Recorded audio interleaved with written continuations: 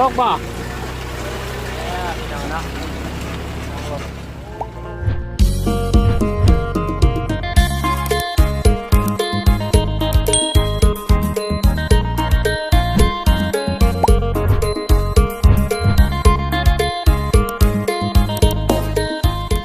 พี่น้อยเนาะก็สวัสดีน้องป๊อปสบายดีเด้อทาง FC ผู้ใหญ่ใจดีแล้วก็ทางอ้ายน้ำเด้อสบายดีพี่น้องสบายดีเด้อแต่งตัวแบบนี้แมนจะไปร่วมหน่อยเนาะโดยเอาพี่น้องนะพอๆกันหน่อยตอนเช้าๆมานี้พี่น้องเลยเนาะเป็นบรรยากาศที่มืดๆครึ้มๆเนาะคือฝนจะตกนี่แหละพี่น้องเลยเนาะขอให้มืดแบบมืดๆเด้อขอให้จะตกพี่น้องเลยให้สร้างคนได้เล็งมือให้เพื่อนน้องป๊อปคนได้ขึ้นโค้งค่ามันแล้วมันทัวแล้วก็จะได้มุ่งก่อนนะพี่น้องเนาะแล้วมุ่งก่อนกับจังตกกับใครแน่อยู่ดอกเนาะพอตกมาในกรุงไทยจะได้พักกันอีกแล้วพี่น้องเนาะสวัสดีทั้งระบาน้องป๊อปขนมไว้ให้ลูกกินข้าวแล้วป่ะอันนี้ให้กับน้องป๊อปคนว่ากับสร้างเป็นไงเนาะเมื่อวานนี่มื้อนี้เมื่อยอยู่บ่นอนรับปัญญังนะเนาะเบิ่งช่วงคือสิเมื่อยช่ำพี่น้องเลยเมื่อวานนี่เนาะเห็นแล้วอดเอาแล้วเนาะเป็นยังไงซะเมื่อยก็ม่วนเมื่อยก็ม่วนเนาะโดยก็นี่แหละเนาะก็วุ่นได้ลงคลิปไปเมื่อวานนี่ตอนมาหาทางน้องป๊อปเพิ่นนั่นแหละพี่น้องที่ว่าเรื่องแผ่นสังกะสีเนาะน้องป๊อปเลยขอไปอ่านเบิ่งคลิปอยู่บ่คอมเมนต์อยู่บ่อ่านบอกลืมไปพี่น้องไอ้เนาะน้องป๊อปเพิ่นอ่านบอกพี่น้องไอ้เนาะก็เพราะพี่น้องเพิ่นคอมเมนต์หลายอยู่เนาะเรื่องสีสังกะสีเนาะหรือว่าแผ่นอะลูซิ่งโซนลายเนาะเพิ่นก็คอมเมนต์ว่าอยากได้สีน้ำเงินนั่นแหละสีน้ำเงินบ่สีน้ำเงินเป็นส่วนลายเนาะแล้วก็สีส้มนี่โบราณปานใดแต่ว่าทางพอบุญชูเพิ่นว่าทางพอถ้าพอเลือกนี่แม่นเป็นสีส้มเพิ่นว่าพอบุญชูเพราะว่ามันตัดกับสีตับโมเด้แต่สีฟ้าก็คักคือกันเพิ่นก็เลยว่าแล้วแต่ลูกป๊อปเด้อว่าซั่นแล้วแต่ลูกป๊อปเพิ่นสิเอาสีใดก็ได้เนาะแต่ว่าความคิดเห็นถามพอเพิ่นแล้วเนาะสีส้มก็งามนะแต่ทางบนก็สีส้มก็ได้สีฟ้าก็ดีเนาะหรือว่าสีน้ำเงินนี่ก็ดีคือกันมันก็ตัดคือกันเนาะทางน้องคิดว่าได้โอ้โหคือการตัดสีไรสีฟ้าด้วยสีน้ำเงินก็คือสีฟ้าสีนั่นแหละผ้าบัตรนั่นแหละสีส้มนี่แบบคือสีแบบสีตกไว้แม่นบ่ไม่สีน้ำเงินก็ได้เนาะสีฟ้าเนาะแม่สีคือสีเสือน้ำบ้าเจ้านี่แหละด้วยเนาะด้วยสีกินข้าวกินน้ำเหมือนกันเด้อโอ้ได้ยังกินอาหารแม่เท่าซื้อมายังไงนะวันนี้ทั้งเบาเชียงก็น่าจะสั่งแผ่น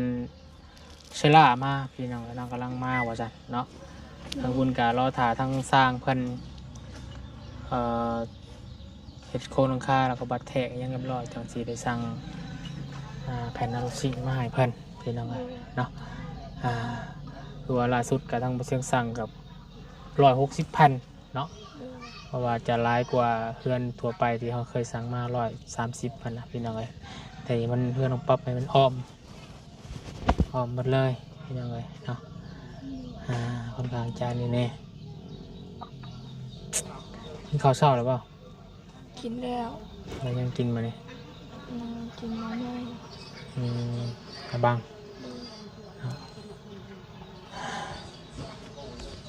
สามมันกำลังกินข้าวเนาะมาเลยสาวแห้งประมาณนั้นแหละพี่น้องเดี๋ยวบุญคุณไปหาสร้างคนกันได้เสร็จแล้วไปพี่น้องกันเนาะ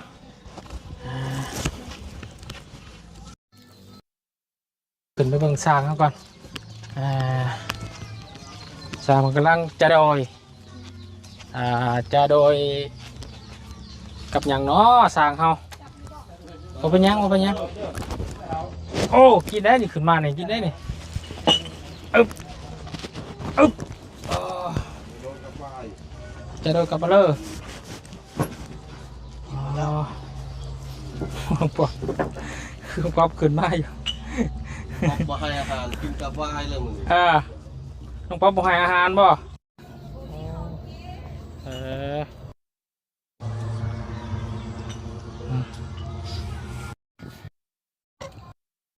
ทางหัวหน้าตะโลเฮาสบายดีบ่เป็นยังโอ้กินแบบหวาดเสียวแห้งนี่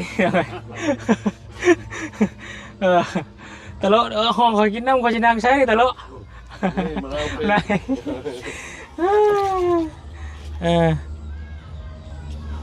มาโอ้ยังไงเอา เมื่อแต่สอบเมื่อกับคำหัวเดือนเกือบคำ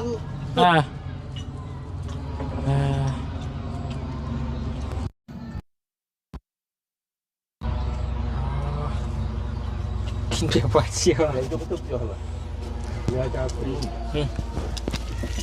โอ้บดเลย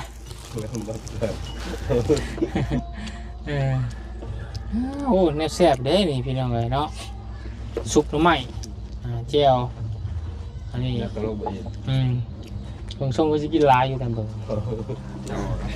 ให้มันหายกันเขาปากก่อนแล้วมันหายไปเอากินคนเดียวก็ได้ให้นางนำการบ่ไม่ได้สร้างเขา750ต้องส่งเช้า150ก่อนเดี๋ยวช่วงเที่ยง300ได้นั่งเอาตลกพันเป็นไงน้องชายเหรอวะเนาะคือว่าป่วยบ่ด้วยว่าที่ไหนบ่สบายบ่ป่วยเพราะว่ากระเพาะลำไส้ขาดอาหารเนี่ยมันแล้วอยู่ในขาดอาหารอยู่ในมันค่อยครบหางูก็ได้อยู่ในตอนเราปกติเราสิคนจอยไปนั่นหรือว่าเราตุ๋ยกว่านี้ตุ๋ยขายเจ้าแล้วเนาะกลัวคอยกลัวเจ้าอีกโน่และทั้งสูงกว่าเจ้าอีกเพราะต้องเจ้าจังป๊บเนาะก็ว่าโอ้เรามารอบนี้เนี่ยตลกป๊บแล้วอ่ะ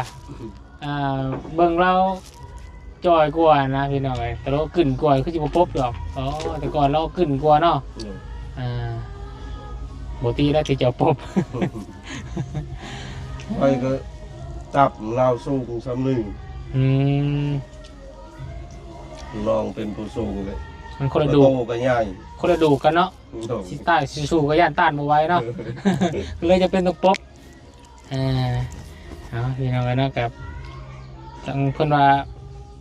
ให้โทรให้ญาติมาเอาแล้วเนาะมันป่วยโซหนักเนาะกระเพาะเนาะลงทางเลยกว่านึงบ่ทึกทางไปครับไปสวรรค์นะไปหลัก35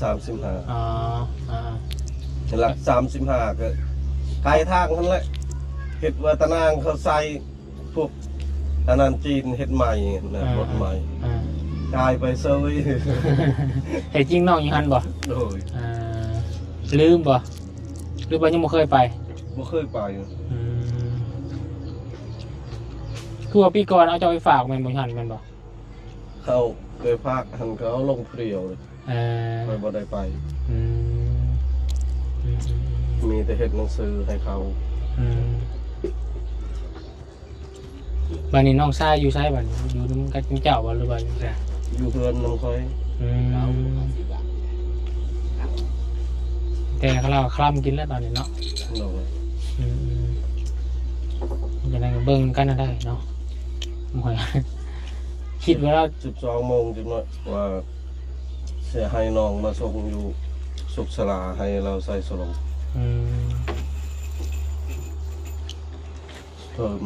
แห้งให้เราใช่ก็ยังโมยึดได้คือเก่าพี่น้องเลยเนาะแล้วก็เป็นใดเนาะเราบุญกูได้ไปเยี่ยมว่าในทางวงจันทร์บนไป เป็นยังไงเพิ่นก็สำนึกยังอยู่บ่นึกอยู่เนาะบ่คือเก่าที่เนาะ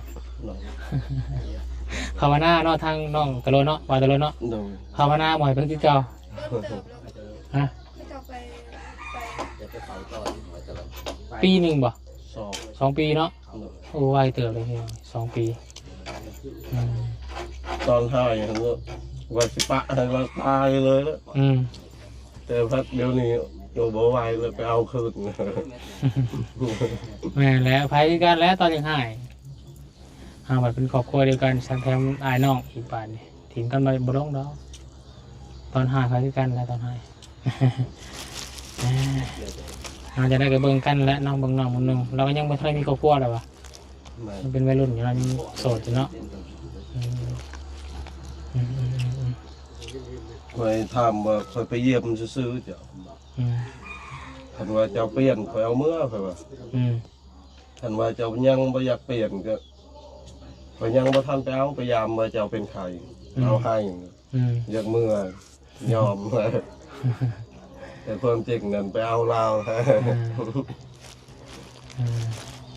ให้เดี๋ยวจื้อเลยติอืมแล้วก็เบิ่งกันแล้วพี่น้องเบิ่งก็เบิ่งน้องเบิ่งนุ่งแน่เนาะถ้าว่าหมอยไปคือเก่าแหล้วแต่ยังไปคือเก่าอ่ะมันก็ซุ่มเสี่ยงแหล้วเนาะยังสิคบหมู่พวกคือเก่าเห็นหน้ากันหมู่กันจะเนี่ยมันก็ขึ้นอยู่กับตัวเราเนาะครับที่จะได้กับเปิดเวทกรรมอะไรพี่น้องเนาะ เป็นลาบ่หลับก็บอกหมดแล้ว อืม ว่าเธอนี่เอาเมื่อเจ้ายังบ่ตายเธอหน้าเจ้าบ่หลับเอาเมื่อเจ้าตายเอาเมื่อเป็นศพอีก อืมแม่นแหละ วาวใส่หน้าเราเลย อืม เจ้าหลับเลยดี แม่นแหละ อันนี้ก็ลายแล้วจะเป็นใคร อืม ยังบ่หลับเธอหน้าเอาเมื่อเป็นศพเลยอยู่ แม่นแหละก็ไล่ได้พี่น้องเนาะตัวเราก็เป็นปวดโรคกระเพาะอีกถ้าว่าบวกคารัมถ้าว่ายังไงที่เก่าเนี่ยบวกเขาวกินน้ำแห้งไปเต็กแล้วอืม มันบ่ออกแล้วนะ เลย สงสัยว่าครบอยู่หันเลย นั่นแหละเอากินข้าวใช่ไหมพี่น้องเลยเนาะมาสาธารณป๊อปกันพี่น้องเลยเนาะระวังได้น้องป๊อปถอยหลังไปเรียบร้อยได้เอาขนมมาไว้ให้น้องนะ ใจก็ ไปพี่น้องเลยเนาะลงไปก่อนก็ได้เอาเบิ่งสร้างน้ำกันมานี่ทั้งฝั่งนี่ทั้งเรียบร้อยแล้วเนาะทางเนาะทั้งนั้นเนาะ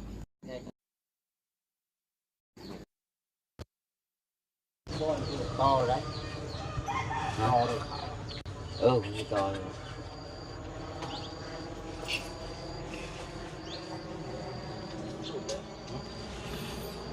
โถขาวใส่วันนี้เพนมาเชล่ามากแล้วมันนี่เนาะมาแล้วก็ให้ทางเพิ่นใส่เป็นลมมันจะใส่ทันบ่มันนี่เป็นลมฟังเบิ่งเนาะ โดยพันปันลมนี่ก็จะได้อยู่กันแล้ว อืม ใส่ข้าวแล้วก็ใส่ปันลมด้วยใส่ครั้งหนึ่งจึงมุงแล้วจึงตัดต่อ อืมวันนี้คือสิได้วัดแท้กัน โอ้ มาเจ้าระวังเด้ มันนึงคือสิได้วัดแทกได้เนาะสังกะสีเนาะต้องใส่เป็นร่มก่อนยังวัดบ่ วัดตัวนี้แหละวัดใส่ไม่ข้าวแล้วก็แทกอันนั้นตัดลังมันตัดเด้ อืม ตัดสิมุง ได้ ตัดเช้า ได้ ตัดเช้าแล้วก็ใช้ปันลม ได้ ตัดเช้า แล้วก็ให้ทั้งอ้ายมันจดไว้นะเนาะจดตัวจักแผ่น โดยใส่ขาวก่อนจังหู โดย ใส่ข้าวแล้วตอกตะปูแล้วจังหูไล่เพิ่น ได้สิมัน เอ้าชุดยาวเลยเนาะ ได้ บ่เอาไปสิต่อบ่ต่อทั้งกระสีมันแก้ได้ที่เนาะได้มีแต่ จักแมตรก็ 7 เมตรไป 7 เมตรเนาะได้อยู่แล้วเอายาวเลย ยาวเลยแหละ แม่น มุงง่าย มันจึงบ่ต่อ7 เมตรเนาะ ใช้ซ้อมไว้นั่น กว้างประมาณจะ8ป่ะ แม่น 7 เมตร 8 แผ่นเนาะ 8 แผ่น อืม 6 เมตร6 เมตรข้างละ80ออกก่อนมัน80 7 เมตร 8 แผ่น6 เมตรเท่านี้เนาะ 6 เมตรนี่แหละ6 คูณ 6เลย อืม แต่ออกตัวนี้สิ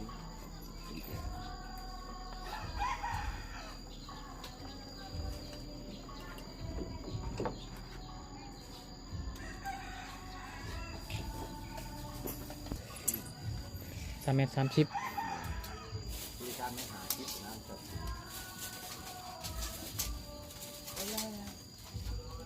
เที่ยวออกเช้าบ่ออกพิจารณานะเช้ามันเงาโพดเลยออกพิจารณาฮะ ใช่เดี๋ยวเรื่องที่8จะที่2ที่หาเรื่องที่2เลยเรื่องที่3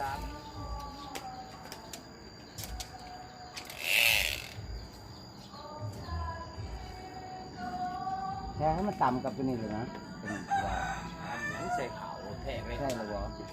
เพราะว่าขาวใส่ ข้า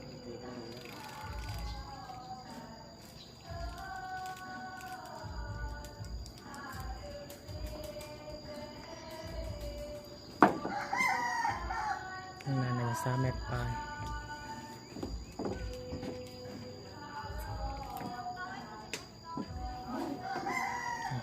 สร้างเป็นเบิ่ง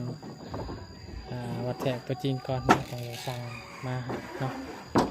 ก็เป็นว่าสรุปแผ่นสังกะสีเนี่ยมันจะเป็นสีน้ำเงินเด้อพี่น้องเด้อเนาะน้องป๊อปคนก็จะได้เป็นสีน้ำเงินเนาะเพราะว่าทางพอวันชูคนกัดแล้วแต่น้องป๊อปคนละ ป๊อปแต่สีนั่นก็ได้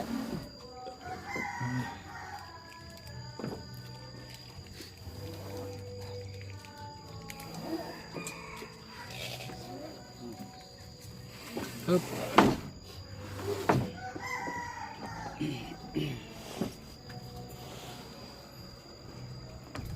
เดี๋ยวตอนช่วงเที่ยงเดี๋ยวบุญของมาเบิ่งอีกทีหนึ่งได้เด้อ เดี๋ยว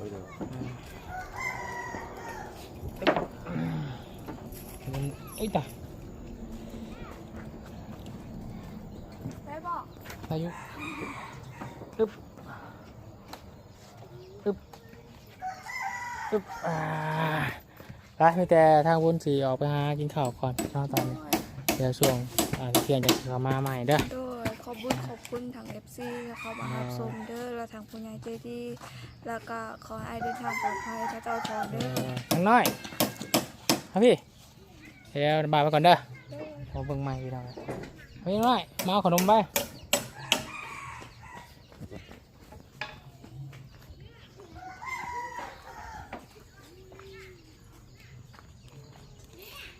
มีแต่เดี๋ยว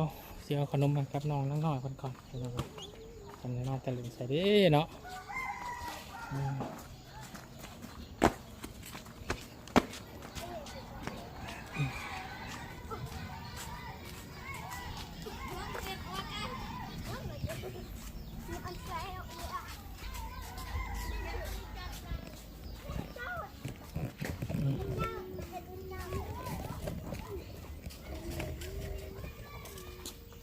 จอด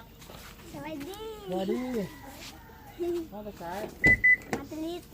มาตะลึงสายครับ ญี่ปุ่น อยู่คุณอยู่สาย ญี่ปุ่น ฮะ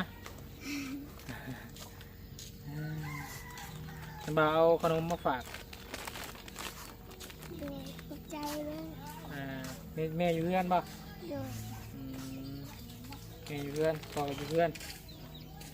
บ่ โดย บ่ได้ไปหาเขาอยู่สวรรค์มาก่อน โดย บ่ได้ไปโดนแล้วบ่ โดยคนอื่นไป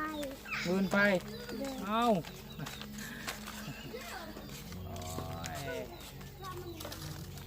ไปกับใครแน่หมื่น แม่ แม่พ่อ โดย พี่น้องเนาะกะเป็นเจ้าชิวาจันดาเนาะน้องน้อยพี่น้องเนาะขอคือเก่าแหละเนาะเราเคยไปบ้านเขา ใจเลย เดินไปเดินทางปลอดภัยเด้อ โดย ไปมาหาแม่จ้ะ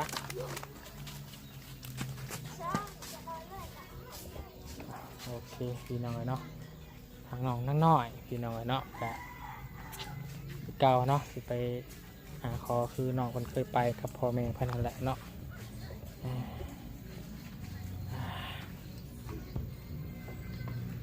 ไปจะโอเคพี่น้องเนาะต้องวนนี้เลยขออนุญาต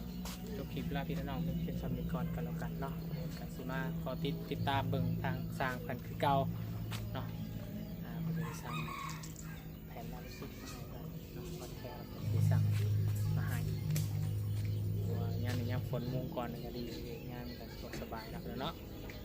เดี๋ยวก็อยู่ดีมีแห้งก็สุขคนเป็นกัน